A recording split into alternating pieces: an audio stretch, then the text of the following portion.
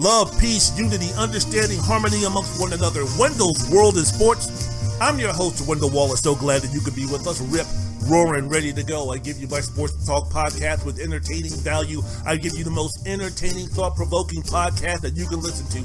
Rate, review, subscribe anywhere where you listen to podcasts, and you will not be disappointed. I give you football, basketball, baseball, college football, college basketball, UFC, MMA, and of course the loves of my life, the Georgetown Hoyas. And sometimes I might go a little bit farther and talk about what else is happening in the world. Wendell's World in Sports, the most awesome podcast that you can listen to. Rate, review, subscribe anywhere where you listen to your podcast.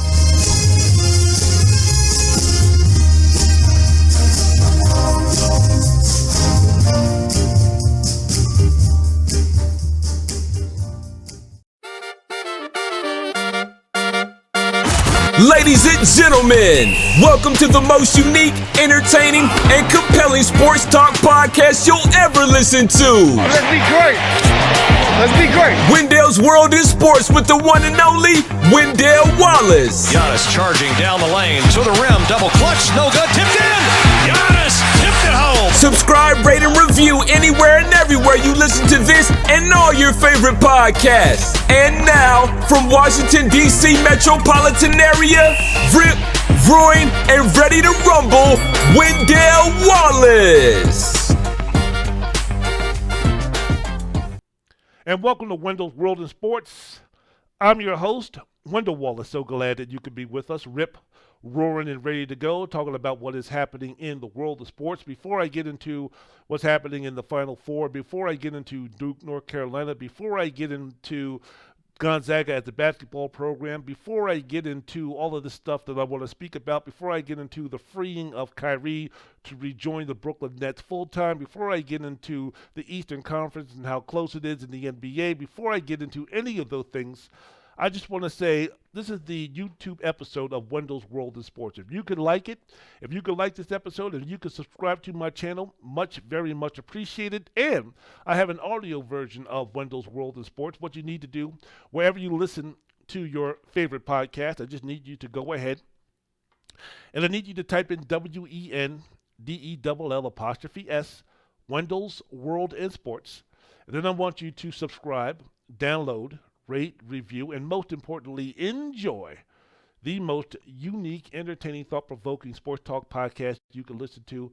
That would do me so much good.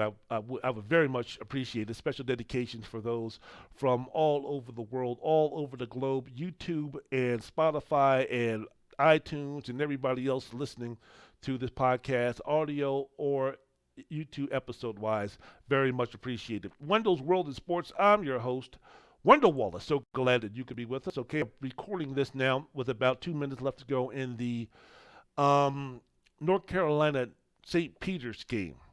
And it looks like North Carolina is on its way to the victory. So we have a Final Four in college basketball. We have Kansas versus Villanova.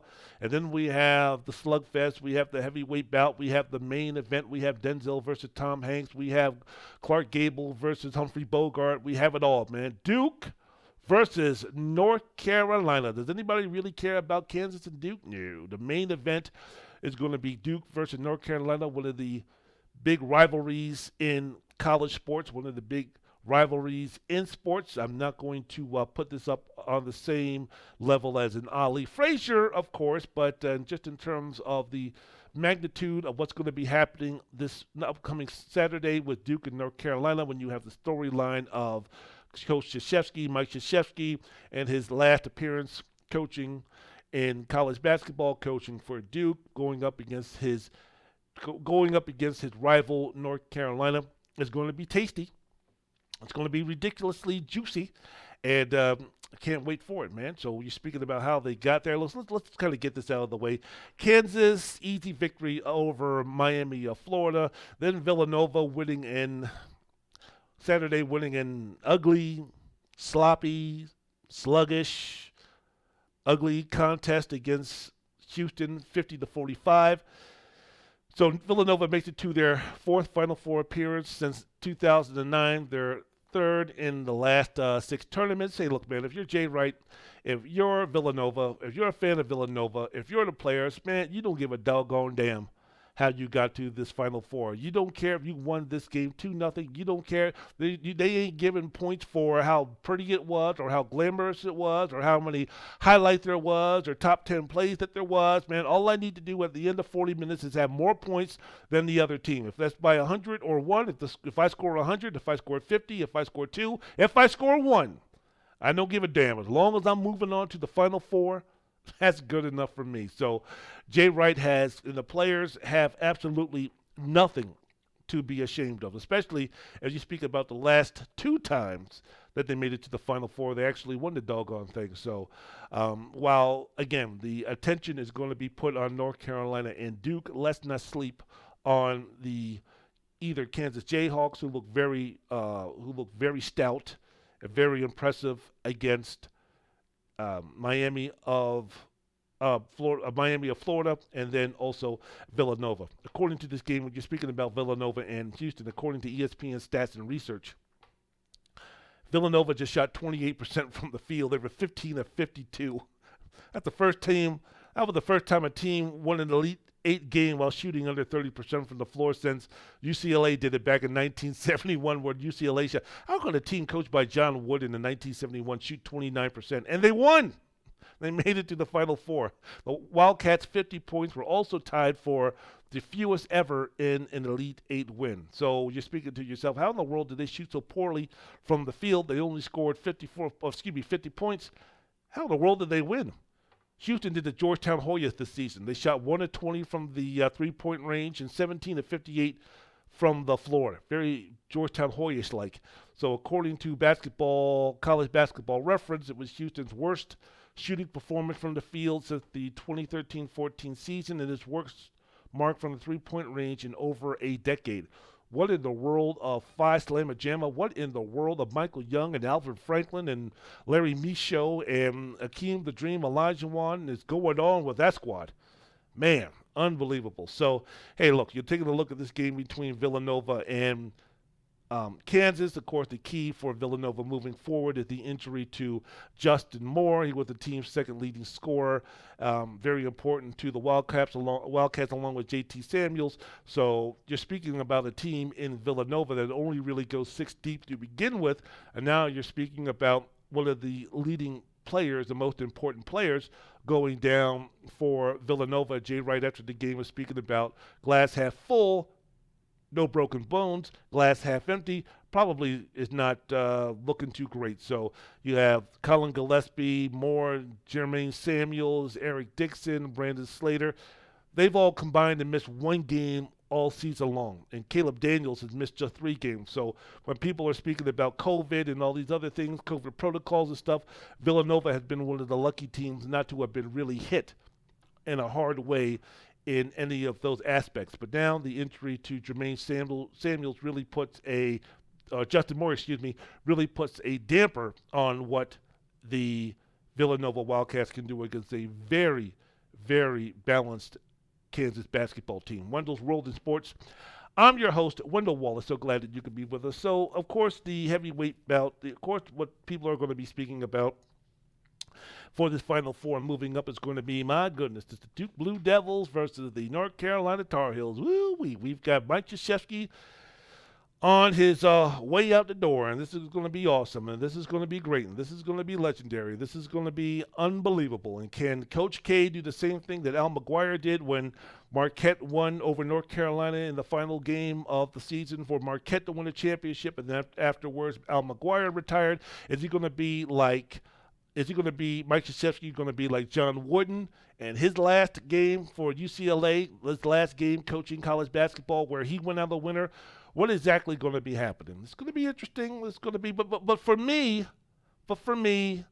one of the reasons why I say it before, I absolutely love watching, participating, following NBA and NFL, the NFL, those leagues, compared to college. When you're speaking about college basketball or college football, number one, the level of play is eons better in both instances. But also, I like to pay attention But I like to talk about the guys who are going to be settling it on the court. And one of the things that college football and college basketball has had in terms of its distinction or difference when you're going to be comparing it to the professional leagues of football and basketball is the importance and the spotlight shown on the head coaches. When you're speaking about Mike Krzyzewski, when you're speaking about Roy Williams, when you're speaking about Bill Self, when you're speaking about John Calipari, even going back, when you speak about the names and the coaches who have identified, who have been impactful in terms of growing the game of college basketball. I mean, we could talk about the players, sure, but right next to the players, and even sometimes more important than the players themselves, because they only stay in college for 4 years, then 3 years, then 2 years, and 1 year, is the fact that now, or even back then, the coaches, in terms of visibility, in terms of getting people to follow the game, to become attracted to the game, was coaches. When you speak of John Chaney, when you speak of Bob Knight, when you speak of John Thompson, when you speak of Raul Massimino, when you speak of Luke Carnesecca, when you speak of Jim Boeheim, when you speak of Lefty Driesell, when you speak of Bill Foster, when you speak of Dean Smith, when you speak of all of these great legendary coaches, North Carolina's coming into town. This, that, and the other. Georgetown's coming into town. UNLV with Tarkanian is coming into town. It was more about Thompson and Georgetown, Dean Smith and North Carolina, Coach K and Duke were coming into town. You never get that with the NBA. When the Los Angeles Lakers with LeBron this year are coming into town, it ain't Frank Vogel and the Los Angeles Lakers are coming to town. Greg Popovich and the San Antonio Spurs are coming to town. Phil Jackson and the Chicago Bulls are coming to town. Pat Riley and the Los Angeles Lakers are coming into town. It's not like that. It's like LeBron's coming into town. Tim Duncan is coming into town. Magic Johnson's coming into town. Giannis is coming into town. LeBron is coming into town. Luka is coming into town. Luka in the Mavericks. Giannis in the Bucks. LeBron in the Miami Heat or the Cleveland Cavaliers or the Los Angeles Lakers. They're coming into town. Steph Curry and the Golden State Warriors are coming into town. Nobody's mentioning Steve Kerr. Nobody's mentioning Glenn Doc Rivers. Nobody's mentioning Michael Malone. It's all about the players. That's the attraction. College basketball is something else. Again, I understand it because the great players leave after now a year. And even college basketball in its heyday, great players were leaving after 4 years. The coaches were there for 20, 30, 40 years. So I get that. But for me, it's all about the players. So this upcoming matchup between Duke and North Carolina, with the star of the show being Mike Krzyzewski, doesn't do anything for me. So the hubbub and the speak and the scuttlebutt and the opinions and the talking head shows talking about Krzyzewski this and Krzyzewski that doesn't mean anything to me. It bores me, really bores me, because for me, even in college, it's all about the players. Even in high school, it's all about the players. Hey man, as we mentioned before, it's not about the X's and O's. It's about the Jimmies and the Joes. Now, those X's and O's help them Jimmies and Joes. No question about it. But them X's and O's aren't going to overcome bad Jimmies and Joes. You know what I'm talking about? So, they all roll together. But let me tell you something. Duke is not in the Final Four if it wasn't for the performance of Paulo Banchero or Wendell Moore or Mark Williams or any of those guys. It had nothing to do with some unbelievable, incredible game plan that Coach Krzyzewski put together. And even if he did, he would still need the players to execute it. And if you take a look at that game that Duke had against Texas Tech, you take a look at the game that Duke played in the Elite Eight against Arkansas, it was just a matter of, you take a look at the players. The athletes for those other teams might have been better, but there's a reason why that Duke had the 5 stars and Arkansas had the 4 stars mixed in with 1 or 2 5 stars. Duke had 5 stars mixed in with a couple of 4 stars in terms of talent on their team. That goes a long way. That goes a long, long way. So I want to see those 5 stars play, because those 5 stars are going to be responsible for Coach K winning this championship, not the other way around. And I'm not saying that you bring in a bum to coach that team and all of a sudden they're going to still win a championship. No. But again, if you don't have the Jimmies and the Joes, I don't care about your relationships and your knowledge of the X's and the O's. Wendell's World in Sports. I'm your host, Wendell Wallace. So glad that you could be us and see us. So you have this upcoming game, as I mentioned before, UNC and Duke, and you're going to have the folks talk about this is unbelievable and this is great, and the irony that's mixed in that Coach K is going to be looking to leave and going up against their heated rival and all those type of things. Here's the thing, and look, you know what? As always, I like a rivalry like this because, yeah, you have some dislike, and yeah, between the fan bases, you have some I don't like you, you don't like me, let's just get it on like Donkey Kong. But the thing is that, hey, man, the respect that the two teams have for each other. The fan bases might not like each other, but let me tell you something. Hubert Davis and Mike Krzyzewski don't have the angst toward each other. There's another situation. These players for Duke going up against these players for North Carolina, there ain't no hatred in their bones and their bodies for these guys. Come on, man. These guys have been going up with each other. These guys have been playing on the same AAU team. These guys have been playing on the same all-star games. These guys have been playing on the same teams and such probably since they were 11 or 12 years old, for the most part. With the campuses 8 miles apart, Durham and Chapel Hill, it's not fortified. It's not it's not sealed off by a wall that Mexico paid for. I mean, this is a situation I'm quite sure right now. There's players from North Carolina, there's players from Duke. Hey, man, if there's going to be a sorority party, if there's going to be something happening at one of the campuses, if there's going to be a place where there's going to be some good-looking girls, 8 miles, that's all that separates us from this party that's going to be thrown at Duke, where there's going to be a couple of honeys, where there's going to be a lot of honeys. Shoot, I'll be there. These guys are mature enough. These guys are cool enough. These guys are good enough with each other not to come in there and be starting shit. So there's this hate that I think some of the fan bases want to have that these players need to have for each other. We need to. These guys are our rivals. These guys are our heated rivals. Shoot, these kids are coming here and here. You know the reason why these kids chose Duke? You know why these kids chose North Carolina? Because it gave them the best opportunity to get themselves to the NBA quicker and then make that money and start making that brand. It gives them an opportunity to win a championship, which in turn can help heighten their availability to be drafted in the lottery. It'll get them to the NBA quicker, and then that's good. These guys don't give a doggone about the history of North Carolina and Duke. They don't care.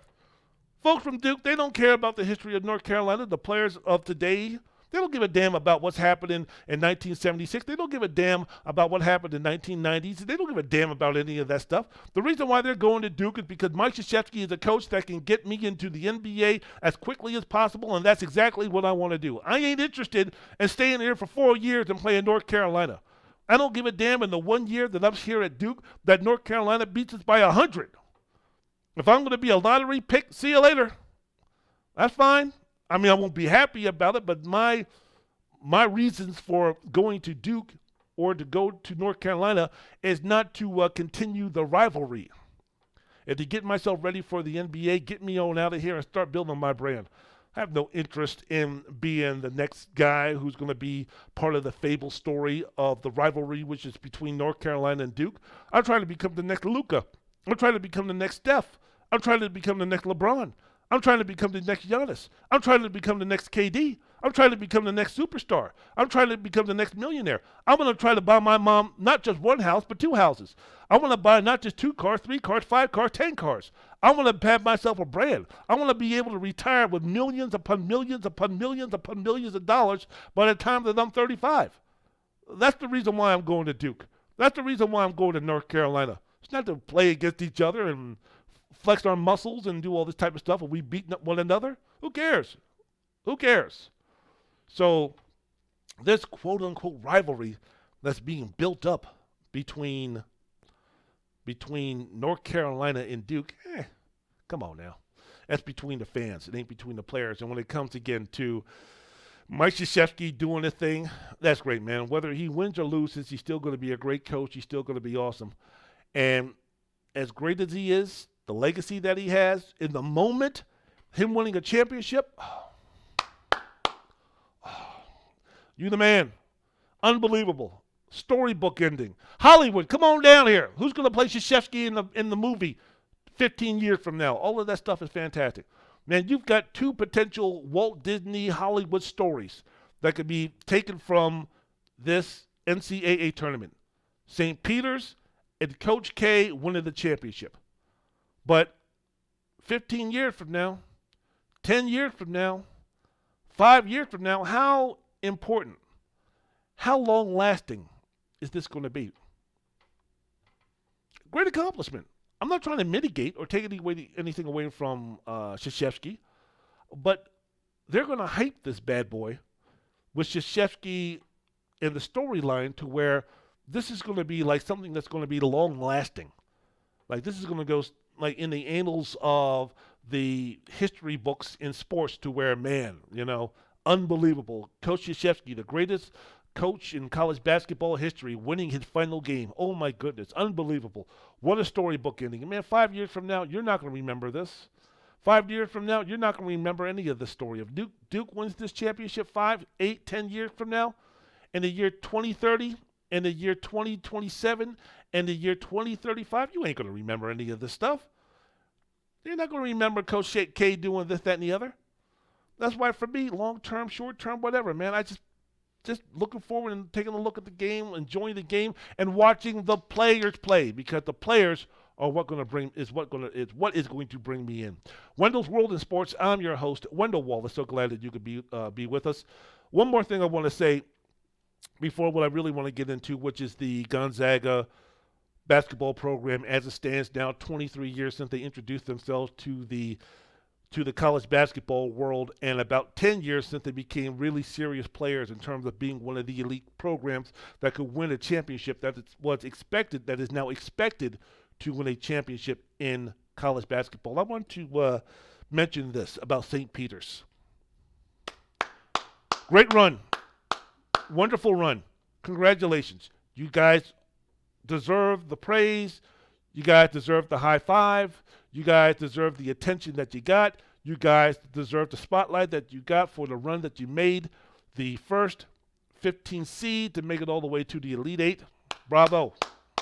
Bravo. Now get the hell out of here. Time for the big boys to play. Go over there and sit in the corner. All right, bedtime. It's bedtime for St. Peter's. The adults are going to go up and have some fun now, so y'all go to bed and get lost. Now it's time for mama and daddy and their aunties and uncles to get together and start doing adult things. I've said it before on my other podcast, and I'll say it again. Look, I have no animus against St. Peter's. Again, I applaud them for what they did. But, we're speaking about narratives. And we're speaking about storylines and narratives during the tournament. And we go to St. Peter's, number 15 seed. Knocks off Kentucky, blue blood Kentucky, a Kentucky team that many people thought going into this tournament had a chance to make it to the Final Four. Done. Then they move on. They're going to lose in the next round. Oh, shit, they won. They're going to lose in the next round. Oh, man, they won. They beat Purdue. Oh, man, I can't believe it. This is unbelievable. This is fantastic.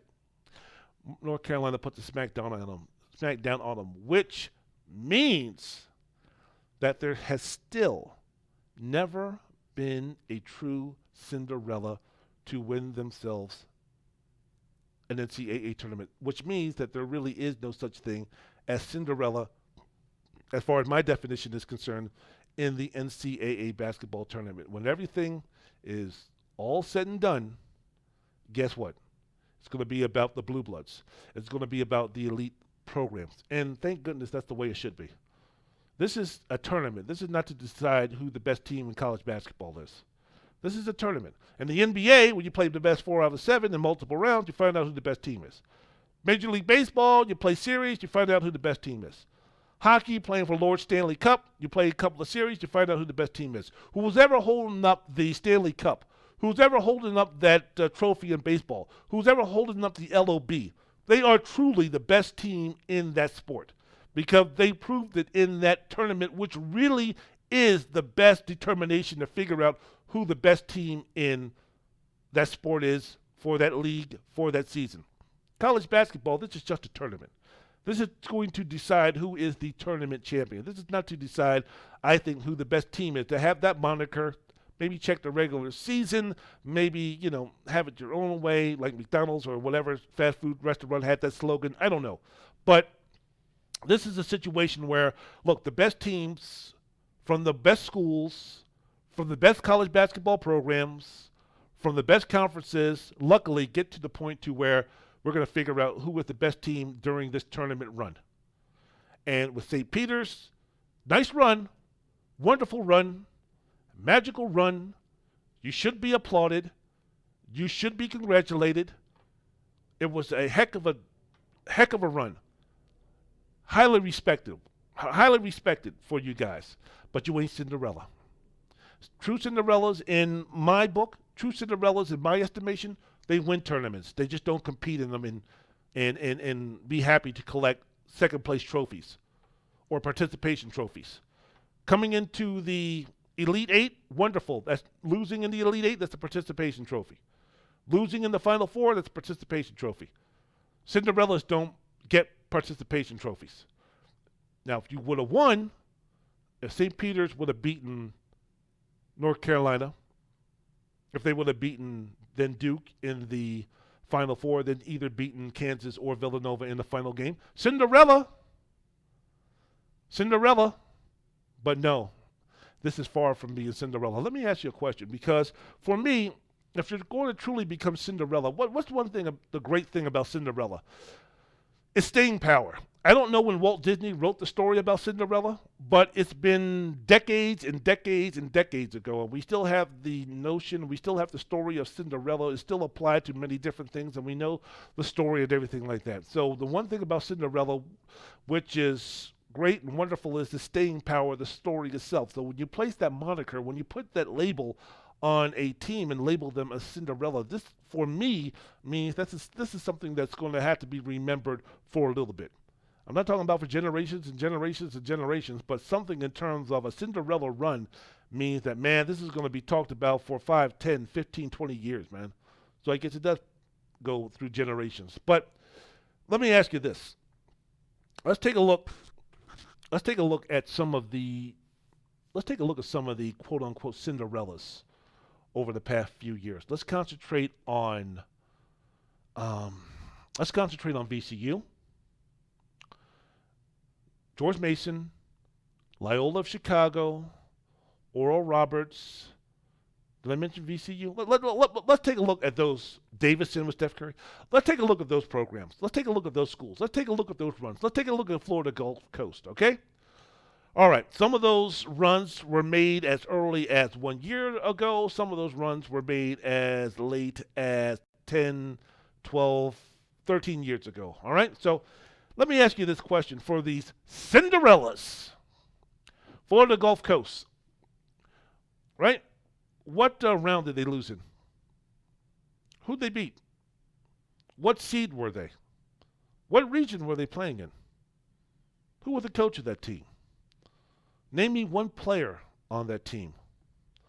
What round did they lose in? And who did they lose to? What city or town is Florida Gulf Coast in? Name me something about the university itself. And I'll apply those questions to VCU, George Mason, Loyola of Chicago. Name me something in terms of what they did. Now, I'm quite sure there's some college basketball fans out there who can tell me some stuff, but for George Mason, when they made their run to the Final Four, unbelievable run. Which teams did they beat? What seed were they? Who was the coach? Is he coaching now? What players were on that team? What state is George Mason in?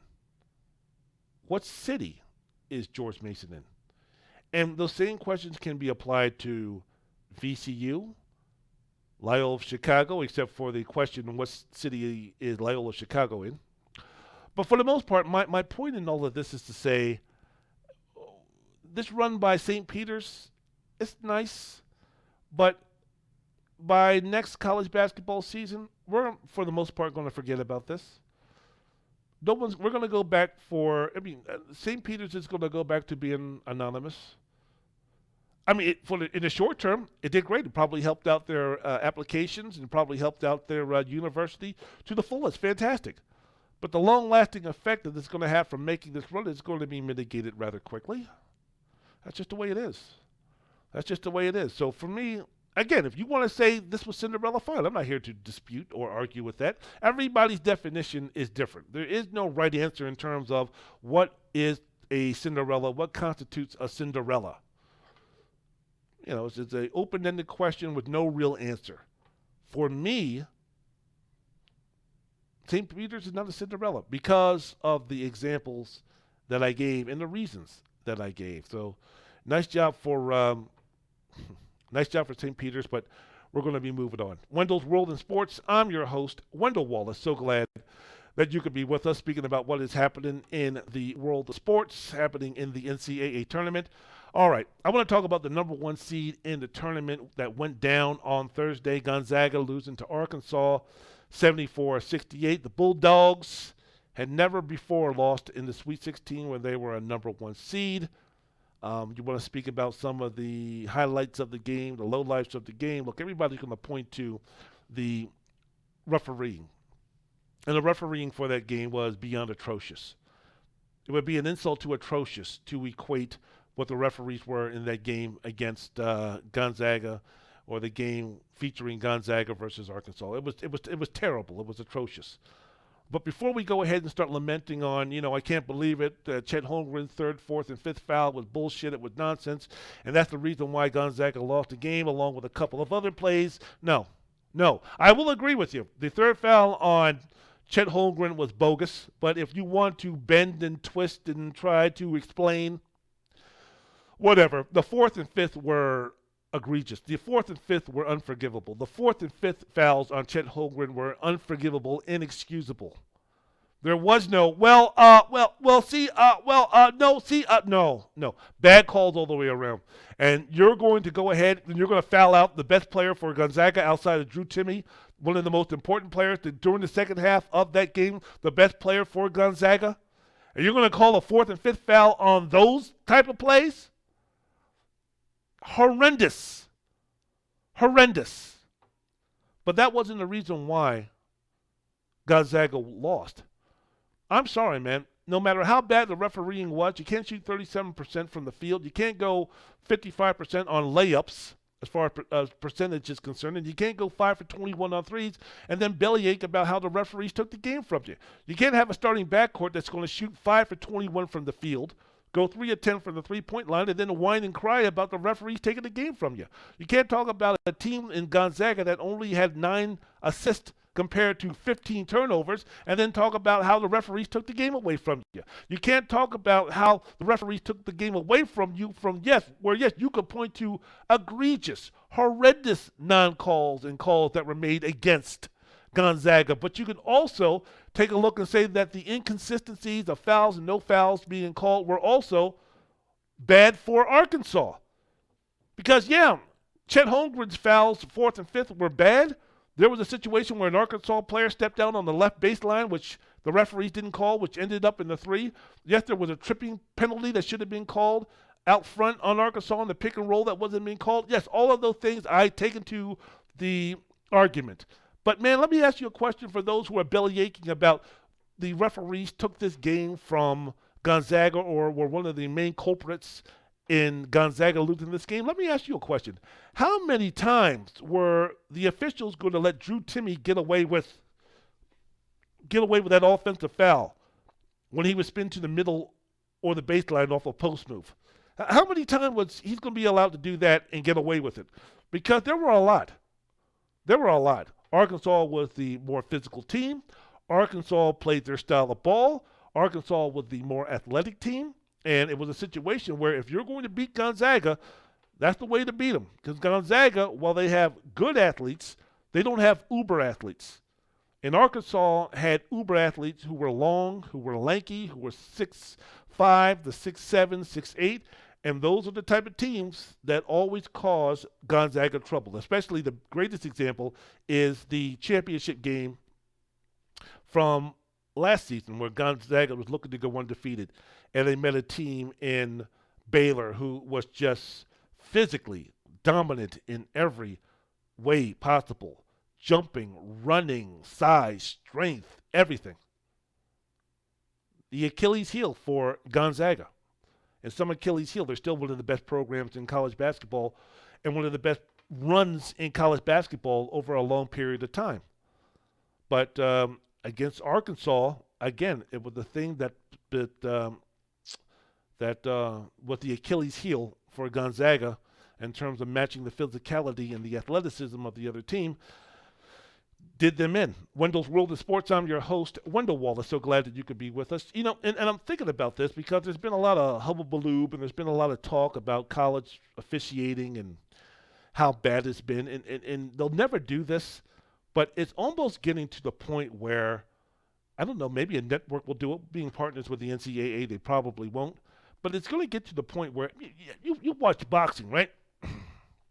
And with judges at the beginning of a fight or maybe the end of the fight when they go to the judges' scorecard and they start saying who the judges are and they start listing some of the scores and fights that they did beforehand so they can kind of give you a little heads up just in case something squirrely happens that, yeah, you could tell by this judge and the score that he gave when he judged this fight that, yeah, he doesn't know what the fuck he's doing, but yet and still the commission is still going to put him in the position to judge fights.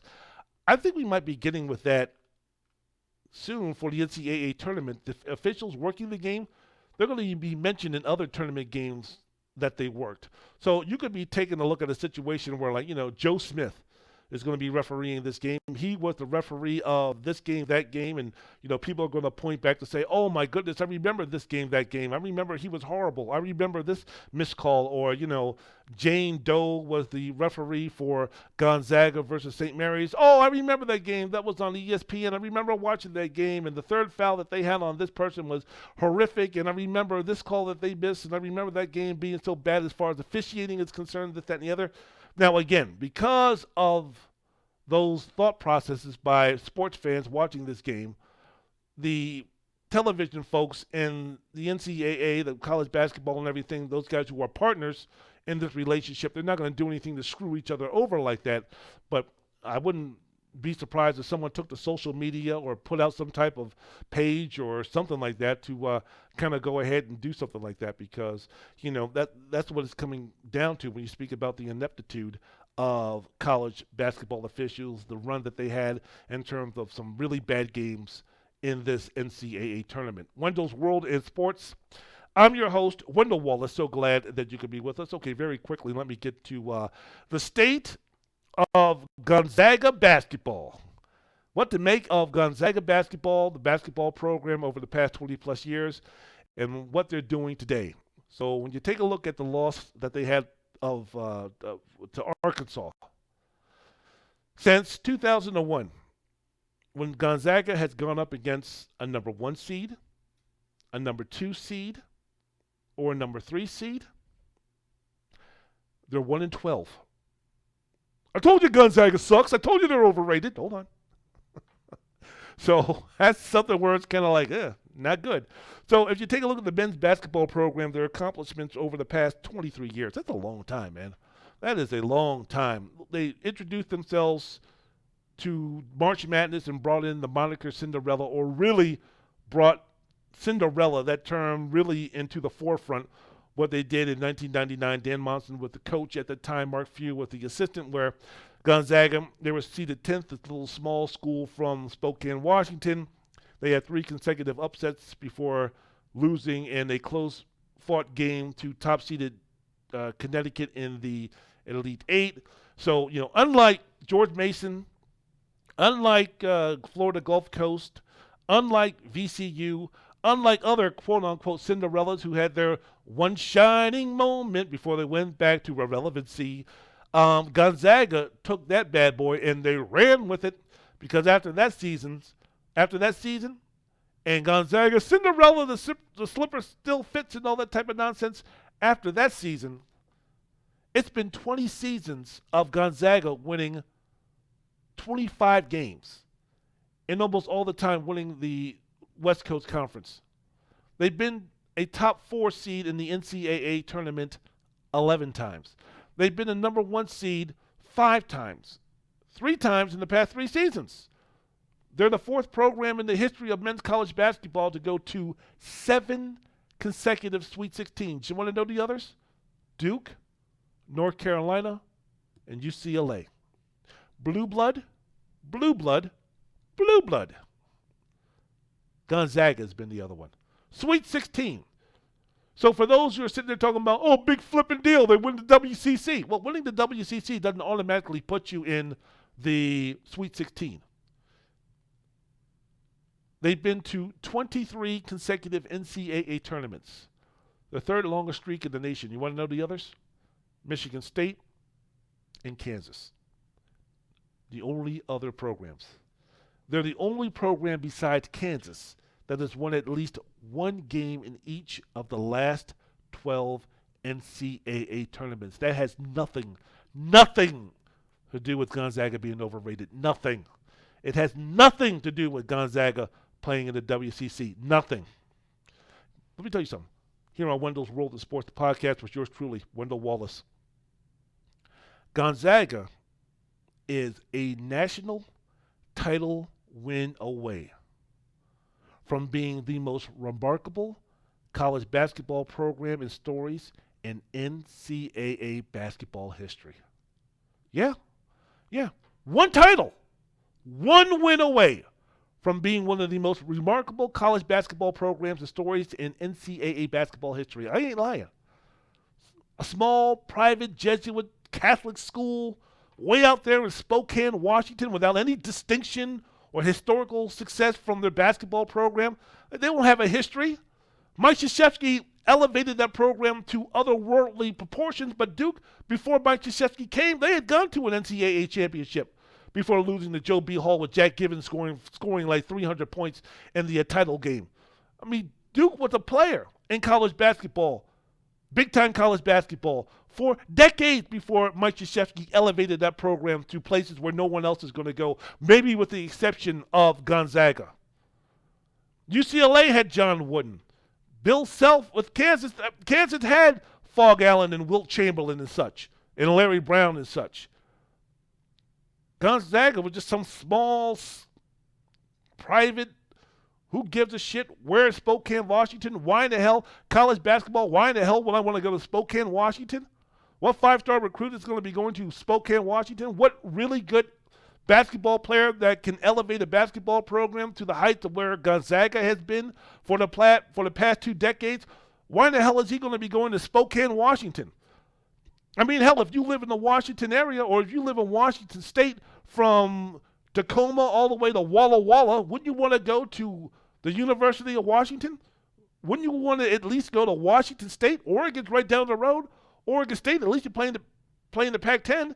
And if you're a player from Washington of any great measure, and you want to stay on the West Coast, you go to UCLA. Who in the hell wants to go to Gonzaga?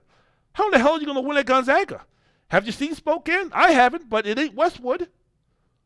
It's not Northwest Washington, D.C.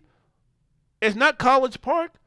They don't have females walking around that campus like they do at North Carolina or at LSU or at Kansas. They don't have the same fever or basketball tradition. How in the hell does Gonzaga be as good as they are for that amount of time and people are still hating on them because they haven't won themselves a championship? And we're lauding and we're drooling and we're praising and we're bowing down and we're Cinderella this and Cinderella that with St. Peter's and VCU and George Mason and Loyola Chicago and all these other schools. And you know in 5 years those guys are going to go back to irrelevancy like George Mason and VCU already have. And this little small private Jesuit Catholic school in the middle of bumfuck Washington or up near the Canadian border is still up there churning out a program like this? How is that school overrated? What is your definition of Gonzaga being overrated? What were your expectations of Gonzaga on why they're overrated? Is it because they haven't won a championship yet? Okay. All right. Fine. Let me throw a little something to you. Because I think, again, there's 2 generational great basketball programs and coaches that I feel are most related to Gonzaga and Mark Few. One is Jerry Tarkanian of UNLV, what he did to turn that program around, and the other one is John Thompson of Georgetown. If you take a look at what Jerry Tarkanian did 19 years at UNLV, where he won 83% of his games, 509 and 105, won the Pacific Coast Conference, among the Pacific Coast Athletic Association every season that UNLV was in it, 10 years. They were in a small conference. They were in a no-name conference. UNLV wasn't in the top 10. Anybody calling Jerry Tarkanian overrated? Anybody calling what UNLV did when he was at his heyday overrated? Made the NCAA tournament for 10 years, making the Final Four twice before Tarkanian won his championship in 1990 where they blew out Duke 103-73. Before Tarkanian, UNLV was nothing as a basketball program. They made the NCAA tournament 3 times in a row from 67 to 69. Other than that, nothing. UNLV was a no-account school as far as basketball is concerned, and the conference of irrelevancy. No one cared about them, not even the folks out here in Vegas. Tarkanian made not just the basketball program an institution out here in Las Vegas, but he made it a nationwide phenom, especially when you're speaking about the black community. What Tarkanian did at his years when they had things rocking and rolling for over a decade at UNLV from Los Angeles to Maine in terms of the importance and the relevancy of that program.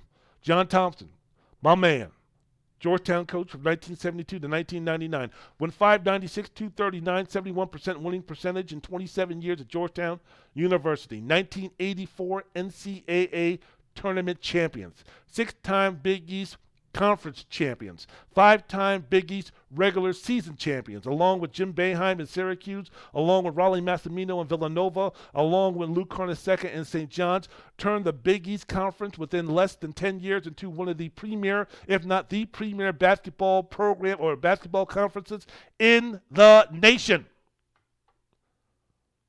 Before John Thompson came to Georgetown, Georgetown as a basketball program was nothing. Not even Paul Tagliabue playing for that team back in the day could add relevancy to that program. They were nothing. It took Big John 10 years and a couple of Final Fours and some Elite Eights to finally get his opportunity to win a championship. Or Georgetown made it to the championship game where they beat Houston and the remaining remnants of Phi Slamma Jamma. It's been 10 seasons since Gonzaga was considered true contenders to compete for a championship in all serious matter. Give the man some time. Mark Few's going to get it done.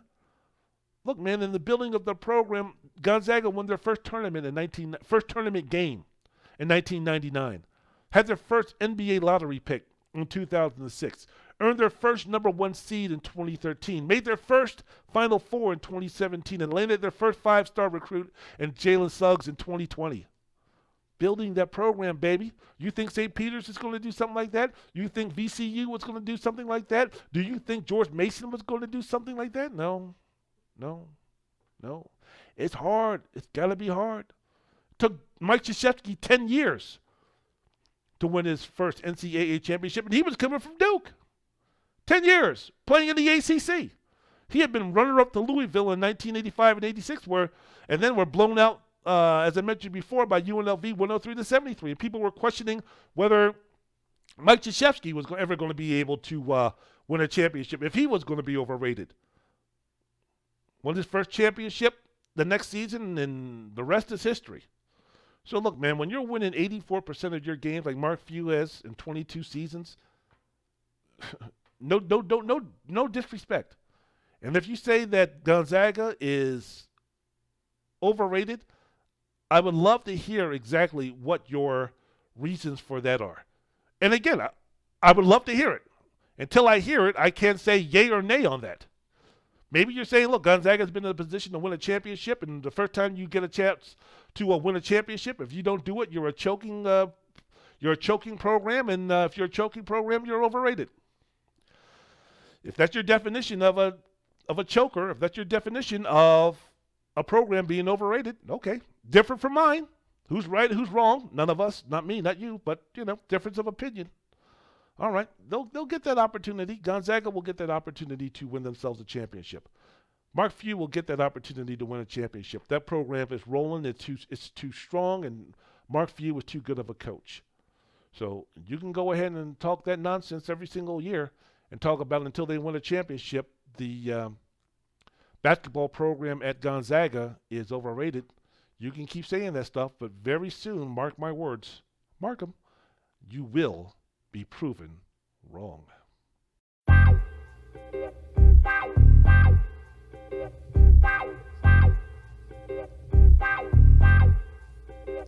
Well, I'm the jibber, jabber, jaw like Shabba. Franks making banks, operating like Trapper. John and B, yeah, that's what folks tell me. I plan on going far and be a star like Marcus Welby. So there, you soup dough, yes, I mix the buckets, causing ruckus like Menudo or Judo. I gets it, I throws them when I gamble. And when I swings my thing, I takes a swing like Mickey Mantle. But I got more flavors in a pack an hour later. Beg your pardon, Mr. Cleaver, but I love vanilla wafers. See, I got it going on because of the songs that I write. I got it going on cause my crew is enough hype. Plus, I sit them, I stand them, I brands them like Zorro. I shop at D'Agostino for a bag of Stella Doro. Breadsticks, oh yes, it's the books plus 3 of my cousins, Crazy, Lazy, A, Blitz, and D. Cause we're just a bit that's on the mic. Cause we're just a bit that's on the mic. Cause we're just a bit that's on the mic.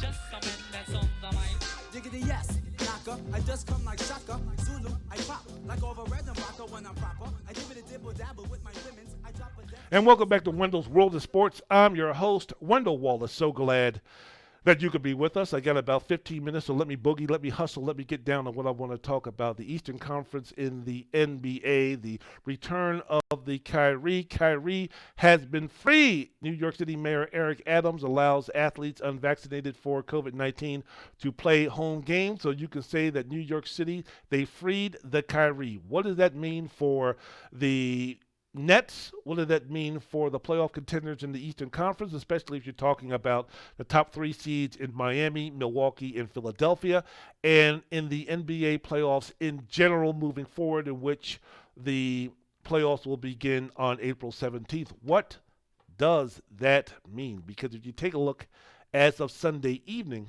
the standings in the Eastern Conference with 10 games left to play, Miami, Boston, Philadelphia, Milwaukee, they're all separated by 1 game between the number 1 seed and the number 4 seed. Which one of those teams?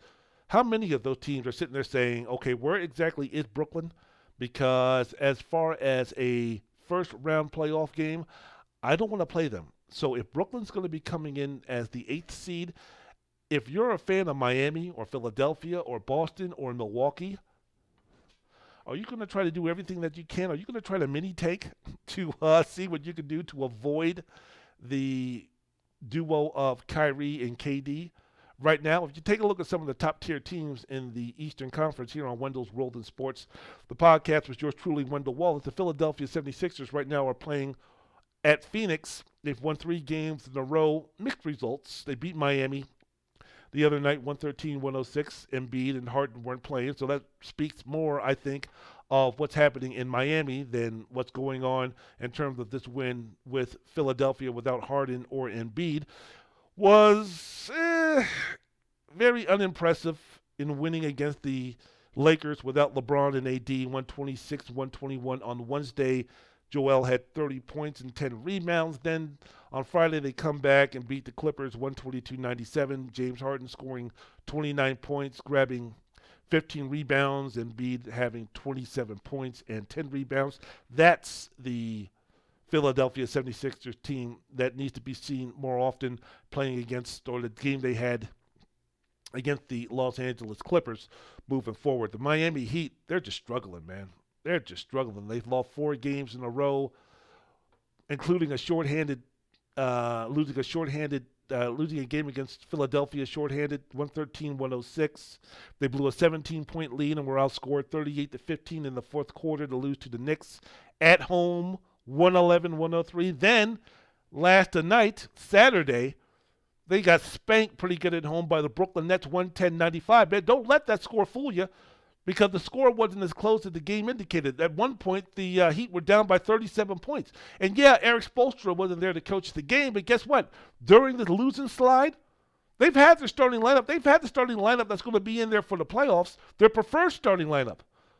We've known about the Heat, Bam, and Jimmy and Kyle Lowry missing teams. So, look, their preferred starting lineup of Kyle Lowry, Jimmy Butler, Duncan Robinson, P.J. Tucker, Bam Adebayo playing, that's their team that's going into the that's going into the playoffs. That's their best team, even though they've played only 30 games together this season. That's the team that's going to be going into the playoffs. They're getting trounced. They're getting embarrassed at home. And we saw that little scuffle, the incident on the sidelines the other day between Spoelstra, Jimmy Butler, and Udonis Haslem. I'm not saying that, look, there was a situation where this was a game situation that brought up those type of emotions. But this is something that had been brewing for a little while now. It'll be interesting to see now with this as evidence if the Miami Heat underachieve. Are they going to bring that in as evidence to say, well, you could see the cracks were forming, and here's one of the biggest examples that we can present to you. Normally, those type of disagreements, normally that type of animation toward each other, that anger, that that spontaneous anger, or that what was shown on the court, that's normally kept in-house. That's normally kept under wraps.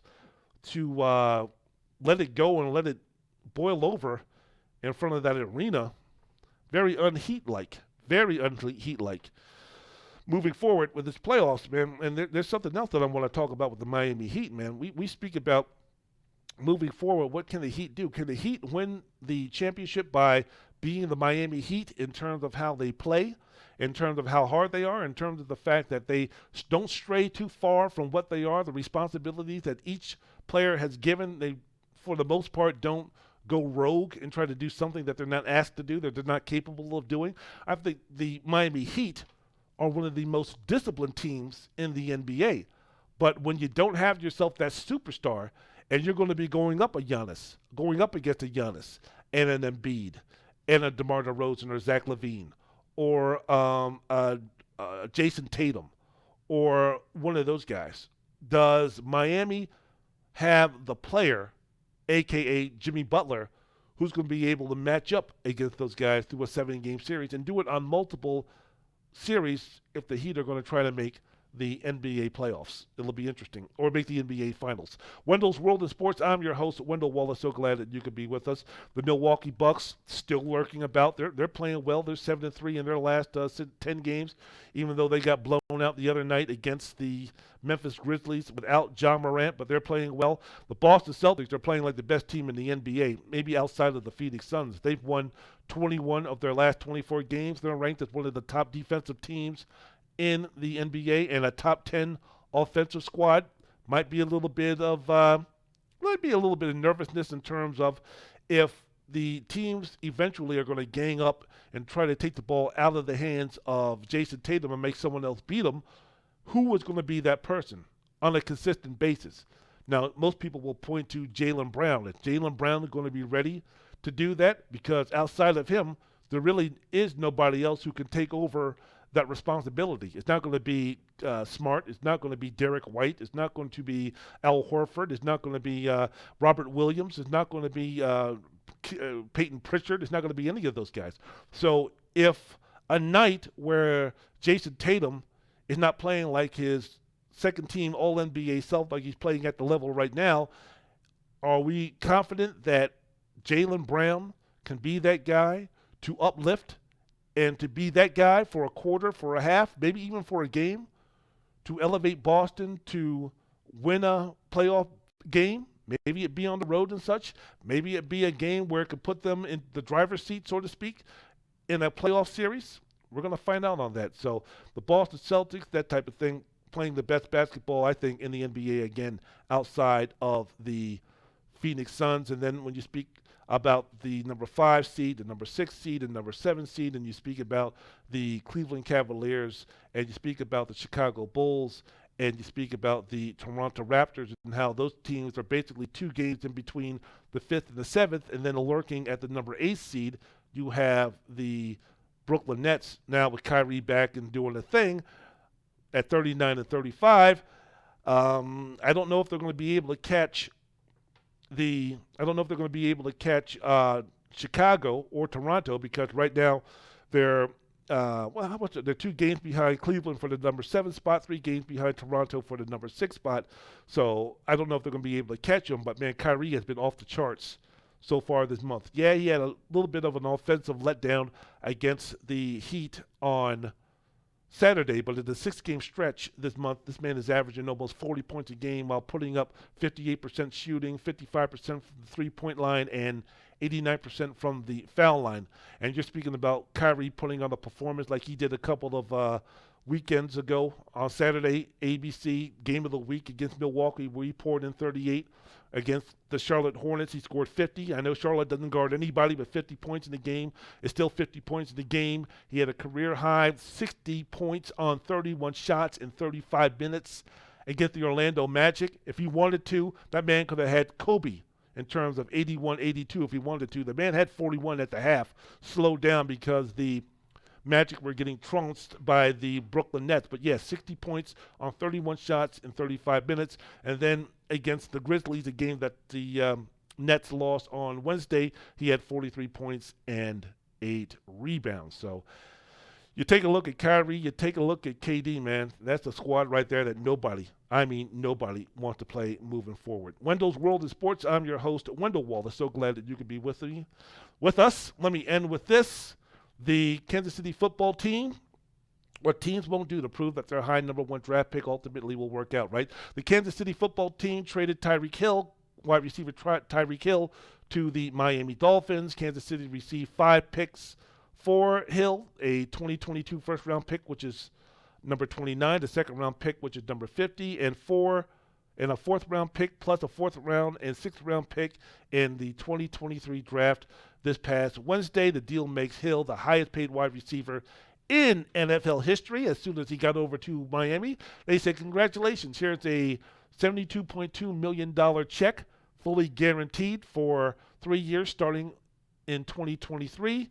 So Hill was entering his final year with a 3-year, $54 million extension that he signed in 2019. Easy. Why was the trade made? Tyreek wanted to get paid, and Kansas City was like, we can't go ahead and do that. When Devontae Adams got traded to the Las Vegas Raiders and signed that contract, 5 years, $140 million, Tyreek said, what about me? When am I going to get mine? It's about time for me to get mine. So according to people with knowledge of the situation, he became frustrated with the lack of progression that was going on in terms of doing something that's a deal. And then Hill went out and said, you know what, time for me to go, man. And Kansas City said, all right, we'll go ahead and we'll accommodate you. So they made out deals with the New York Jets and with the Miami Dolphins. Put him in front of Tyreek and said, choose one. And he said, eeny, meeny, miny, mo, New York is not where I want to go. I'll go to Miami. So there you go. Miami, no state tax. Hello, the state of Florida. So there you go, man. And it's a situation where I think, look, if you're Kansas City, this is the move that you had to be made only because we can't pay the going rate for Tyreek Hill. Because now the contract for Patrick Mahomes is going to be kicking in.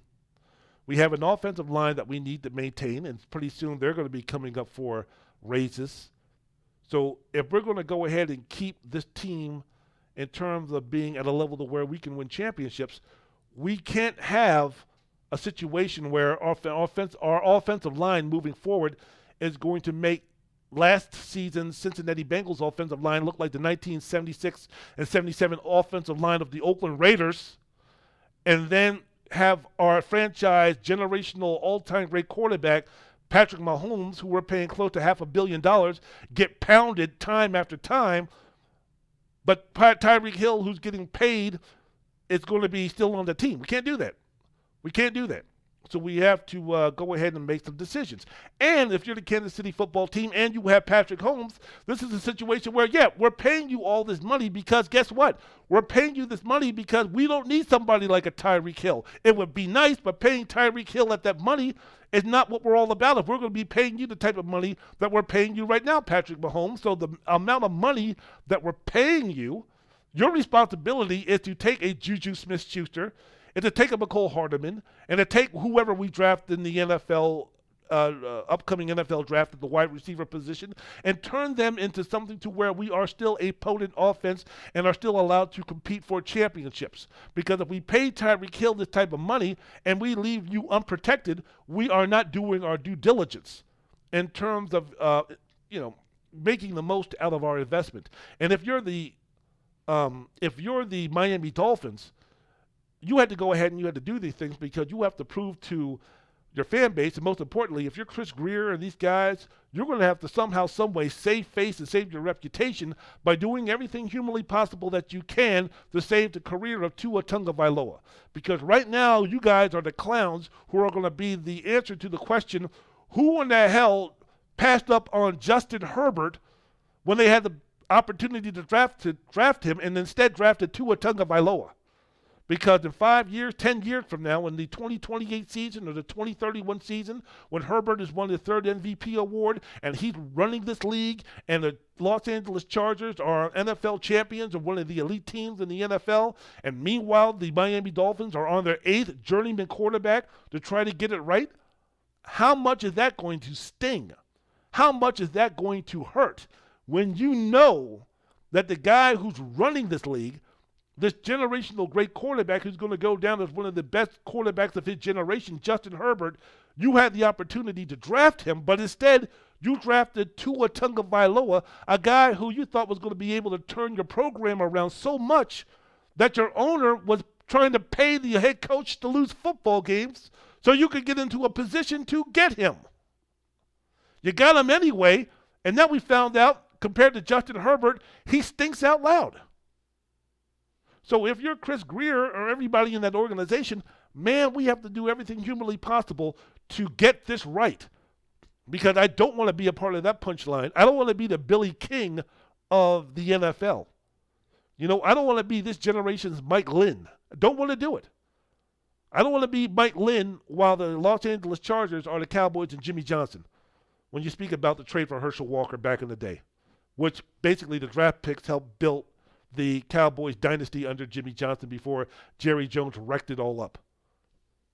So that's the deal with that pick. Now for Miami, you have Jayden Waddle, you have Tyreek Hill. Man, you have some guys now that can really take a slant, take a bubble screen, and take a short pass and turn it into something magical and turning it into something big. So let's see what's going to be happening. The Miami Dolphins have made improvement, but if Tua doesn't get it right, I mean, no more excuses. I don't want to hear about injuries. I don't want to hear about anything else. If he doesn't get it right with this squad, with this team that he has right now and the weapons that he has right now, I don't know what to tell you if you're a Miami Dolphins fan in terms of was drafting Tua over Justin Herbert the right deal. The answer would be no. All right, I'm out of here. I want to thank everybody for listening to the podcast. Again, go ahead, Wendell's World in Sports. Wherever you listen to your favorite podcast, download, subscribe, rate, review, enjoy the most unique, entertaining, thought-provoking sports talk podcast that you can listen to. Go ahead, subscribe, like this podcast. I've got more of them coming up. My name is Wendell Wallace, Wendell's World of Sports. Always remember, please do what you can to have a difficult conversation with someone from a different race, gender, background, financial background, different part of the globe, political affiliation, religion. Please have that conversation so we can educate ourselves and leave a legacy of unity and peace for everybody, for our children, since we screwed it all up. If we could do that, that would be great. Wendell's World in Sports. My name is Wendell Wallace. Music.